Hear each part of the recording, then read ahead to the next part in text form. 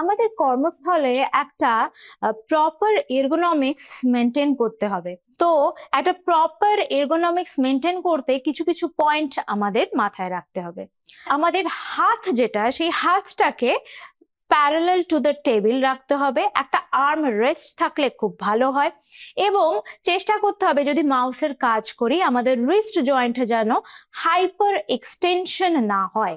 Hyper extension হলে অনেক সময় কি হয়, আমাদের এইখানে একটা নার্ভ থাকে, সেই নার্ভে চাপ পড়ে কার্পাল টানেল সিনড্রোম হতে পারে। তো আমাদের রিস্টটাকেও নিউট্রাল পজিশনে রাখতে হবে। এবার চলে আসি আমরা যে চেয়ারটায় বসছি সেই চেয়ারের এরগোনমিক্সে। সেই চেয়ারটা একটা প্রপার মানে আপনার স্পাইনের কার্ভেচার অনুযায়ী যদি তৈরি হয় খুব ভালো হয়, তার সাথে একটা হেডরেস্ট যদি থাকে আরো ভালো হবে। এবং সিট যেটা থাকবে সেটার উইথটা অ্যাডিকুয়েট থাকতে হবে, যাতে আপনার থাইটাকে অ্যাডিকুয়েটলি সাপোর্ট দিতে পারে।